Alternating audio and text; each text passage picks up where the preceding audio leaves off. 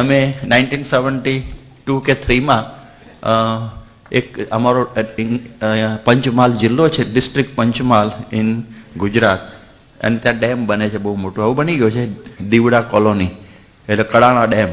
એ dam બનતો હતો dam. અને એના એક વખતના એક્ઝિક્યુટિવ એન્જિનિયર એક જેઠવા કરીને હતા, એ અમારા જૂના ફ્રેન્ડ પણ હતા. એના ઘેર સ્વામીજી ગયેલા, અને ત્યાં પલંગ હતો. પલંગ તો ખબર પડે છે ને, કોટ એટલે બેડ મોટો. એટલે અને એ બધો ગવર્મેન્ટનો બેડ હતો ને, એટલે એમાં વચ્ચે પ્રમુખ સ્વામી બેઠેલા, કોર્નર ઉપર મહંત સ્વામી બેઠેલા, આ બાજુ ડૉક્ટર સ્વામી બેઠેલા, વચ્ચે ઠાકોરજી હતા, હરિકૃષ્ણ મહારાજ, અને હું નીચે બેઠેલો પેલી બાજુ. અને પછી ના, હું ત્યાં નહોતો, હું બીજા રૂમમાં હતો. અને પેલા પીપી જેઠવા ત્યાં બેઠેલા. અને એ વખત some big officers of Gujarat electricity board એ બધા સ્વામીના દર્શન કરવા આવ્યા. એટલે એ બધા આવ્યા એટલે પીપી જેઠવાને થયું કે મારા ફ્રેન્ડ વિવેક સાગર છે, એ વખત મારું નામ નારાયણ ભગત હતું, કે હું ઇન્ટ્રોડ્યુસ કરું. એટલે મને બોલાવ્યા આવ્યા કે come and see our friends આમ તેમ. એટલે હું ગયો.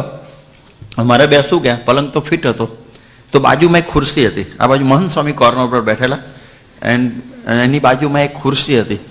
એટલે એ ખુરશી છે ને થોડી અંદર હતી, ઇનસાઇડ. પલંગ થોડો આગળ હતો. એટલે હું ખુરશી ઉપર જઈને બેઠો, મને કાંઈ બેસો. એટલે મહંત સ્વામીના મનમાં એમ થઈ ગયું, હી થોટ કે Narayan Bhagat is inside, so this people are not able to see him properly. એટલે હું જરા થોડો બેક જાઉં, આમ બેસું તો દે કેન સી મી. એટલે એ છે ને પલંગમાં જ આમ ખસ્યા, અને પલંગમાં ખસ્યા ને પલંગ તૂટી ગયો આખો, કરતો. પલંગના પેલા અંદરના હોય ને બધા લાકડા, એ બધા છૂટા પડી ગયા. પ્રમુખ સ્વામી અંદર, ઠાકોરજી અંદર, મહંત સ્વામી પણ અંદર, ડોક્ટર સ્વામી પણ અંદર, અને એના ઉપર બધા વુડ્સ છે ને પેલા આવે ને લાકડા આમાં પલંગના, એ બધા ઉપર. ભારત, હું તો ખુશી ઉપર હતો, મને કઈ નહોતું થયું. પછી પેલા સાહેબો આવેલા ને બધા ઓફિસર્સ, એ બિચારા કાઢવા પડે, એવું નાટક થયું.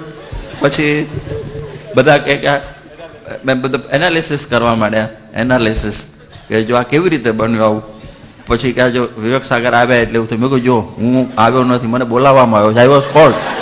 હું તો બાજુના રૂમમાં બેઠેલો, એટલે આ પ્રમાણે આવું થયું.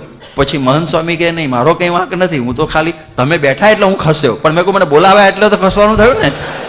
એને બહુ મજા આવી એ વખતે, હજી પણ એ યાદ છે, સ્વામીને બરોબર યાદ છે, કારણ કે બધા પડી ગયેલા અંદર, માંડ માંડ બધાને કાઢ્યા.